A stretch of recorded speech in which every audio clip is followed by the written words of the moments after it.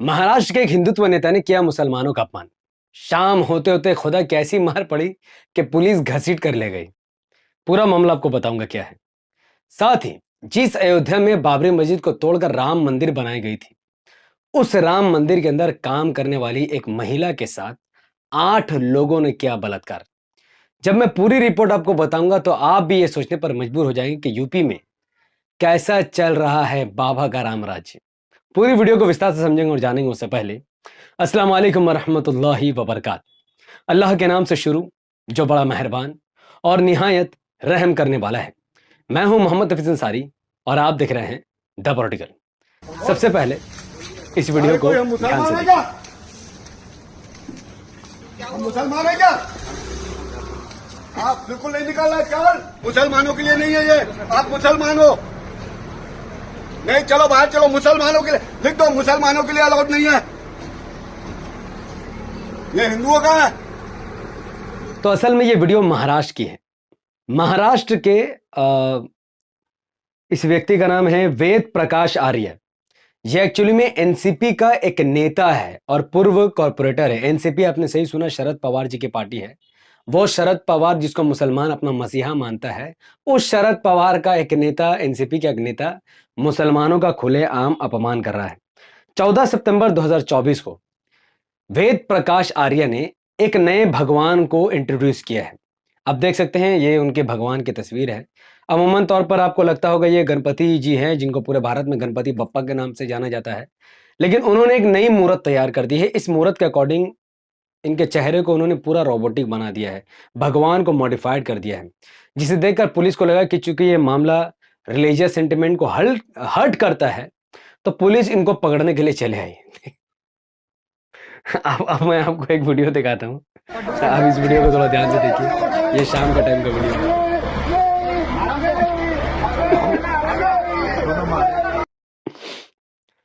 देखिए मैं इसको खुदा की मार क्यों कह रहा हूं। एक व्यक्ति ने सुबह सुबह मुसलमानों का अपमान किया, मुसलमानों को कायर कहा, बुज़दिल कहा इनडायरेक्टली। शाम होते होते पुलिस घसीट कर ले गई। ये खुदा की मार कैसे है।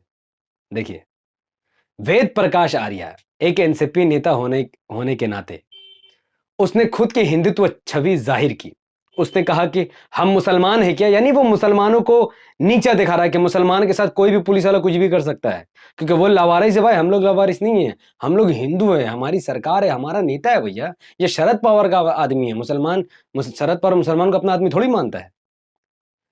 पुलिस इसको कभी भी घसीट कर नहीं ले जाती अगर इस व्यक्ति, ये जो वेद प्रकाश आर्य है, जो मुसलमानों को नीचा दिखा रहा था, अपमान कर रहा था, अगर इसके मुंह से ये नहीं निकलता, अगर ये देवेंद्र फडणवीस को गाली नहीं देता, तो ये जेल नहीं जाता।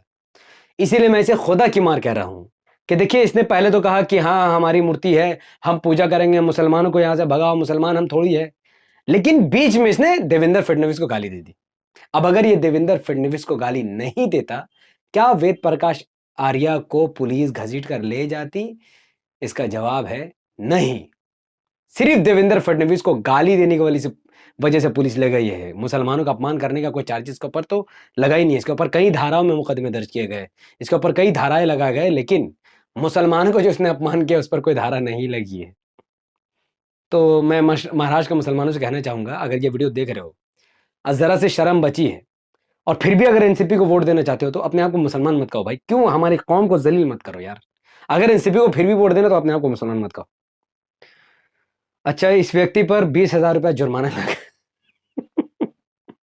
देवेंद्र फडणवीस को गाली देने के लिए वेद प्रकाश आर्य के ऊपर 20,000 रुपए का जुर्माना लगाया गया है, और वेद प्रकाश आर्य को यह आश्वासन दिया गया है कि भैया और गाली नहीं देंगे, लेकिन मुसलमान का जो इसने अपमान किया उस पर कोई जुर्माना नहीं लगाया गया। तो यह महाराष्ट्र के मुसलमानों पर तमाचा है भैया। इलेक्शन आने वाला है, एमआईएम को वोट देकर, एनसीपी को हराकर, बीजेपी शिवसेना को हराकर अपना बदला ले लो। दूसरी खबर अयोध्या से है। जी हाँ, ये वो राम मंदिर है जो मुसलमानों के बाबरी मस्जिद को तोड़कर बनाई गई है। अब उस अयोध्या के राम मंदिर के अंदर, जो मुसलमानों की मस्जिद को तोड़कर बनाई गई, उस मंदिर के अंदर काम करने वाली बीए थर्ड ईयर की छात्रा के साथ 8 लोगों ने बलात्कार किया है। 16 सितंबर 2024 को यह खबर आई थी, लेकिन असल में यह बलात्कार 16 अगस्त 2024 को हुआ है। 16 अगस्त 2024 को उस लड़की का एक दोस्त था जिसका नाम था वंश चौधरी। उसने कहा कि मैं तुम्हें अयोध्या के अलग अलग जगह में घुमाऊंगा, मैं तुम्हें दिखाऊंगा कि कैसी हमारी नगरी है। जिसके बहाने में लड़की उसके साथ चले गए और वंश चौधरी ने क्या किया, वंश चौधरी ने उस लड़की को एक गेस्ट हाउस में ले गया और गेस्ट हाउस में लाकर पहले उसका जबरदस्ती बलात्कार किया।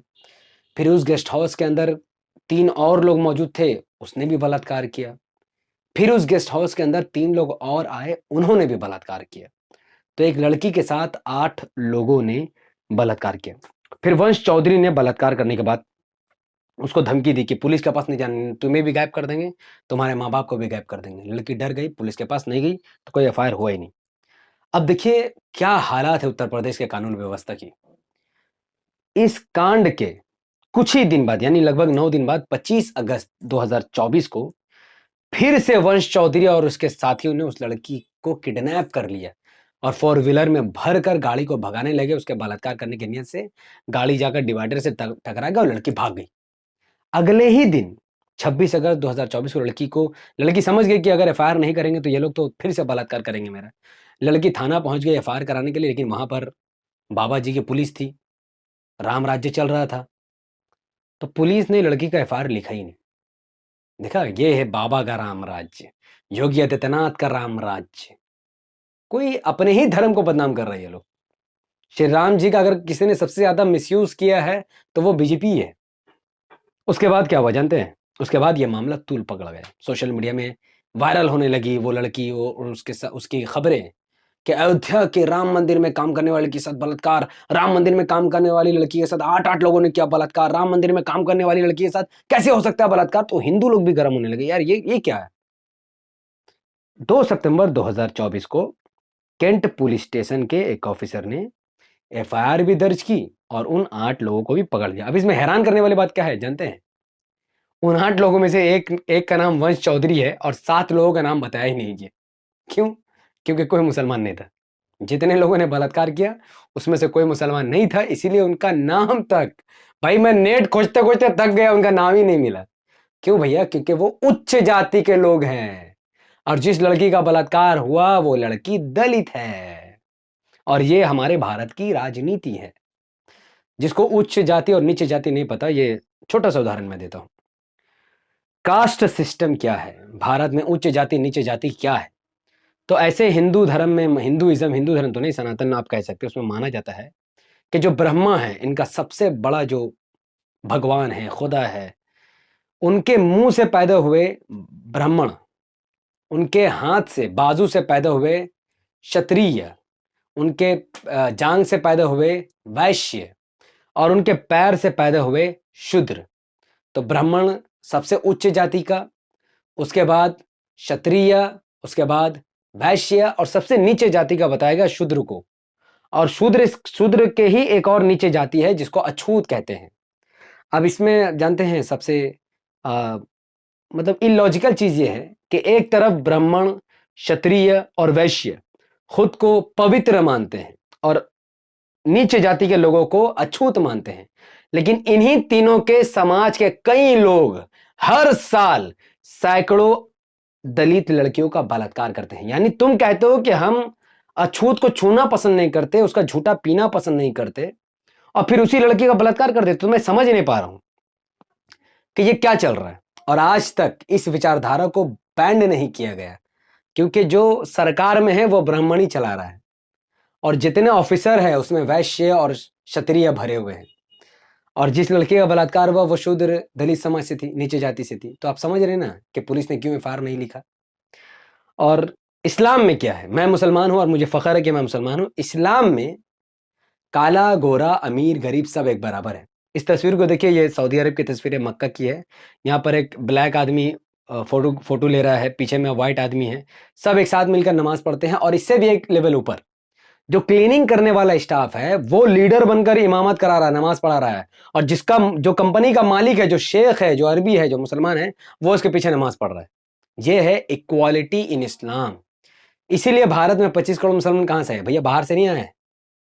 यही इंसाफ और छूत छात वाले धर्म को लात मारकर उन्होंने इस्लाम को कबूल किया, यही चीज को देखकर, क्योंकि इस्लाम में सबको बराबरी का सम्मान दिया जाता है।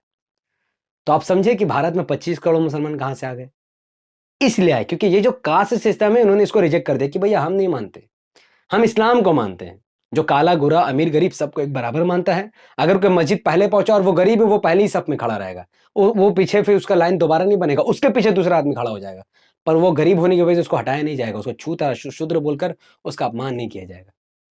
तो इस वीडियो में मैंने काफी सारी बड़ी बातें कही हैं, तो जिसको मेरी बातें समझ में आ गई है, जो समझ रहा है कि मैं क्या कहने की कोशिश कर रहा हूँ, तो वो इस वीडियो को लाखों लोगों तक पहुंचाए, ताकि जो समझ आप रहे हैं वो समझ लाखों लोगों तक भी पहुंच जाए। तो इस वीडियो को लाखों लोगों तक पहुंचाने के लिए इस वीडियो को लाइक कीजिए, इसके लिंक को व्हाट्सएप, फेसबुक, इंस्टाग्राम में शेयर कीजिए और अपनी बातों को धड़ाधड़ कमेंट पर रखिए। मुझे हंसी इसलिए आ रही है क्योंकि क्योंकि मुझे उस एनसीपी नेता के ऊपर हंसी आ रही है कि सुबह में उसने मुसलमानों का अपमान किया, शाम में पुलिस उसे घसीट कर ले गई। इसलिए नहीं लगे क्योंकि उसने मुसलमान का अपमान किया, इसलिए क्योंकि उसने देवेंद्र फडणवीस को गाली दिया था। महाराष्ट्र के मुसलमान जो एनसीपी को वोट करते हैं उनके मुंह पर जूता पड़ा है। और मुझे नहीं लगता कि इस वीडियो को देखने के बाद महाराष्ट्र का कोई मुसलमान एनसीपी को वोट करेगा क्योंकि ये शरद पवार का आदमी है। बाप। चलो भैया, अगर आप सब इस वीडियो को हमारे फेसबुक पर देख रहे थे तो इसे लाइक फॉलो करके 5 बड़े ग्रुप में शेयर कर दीजिएगा।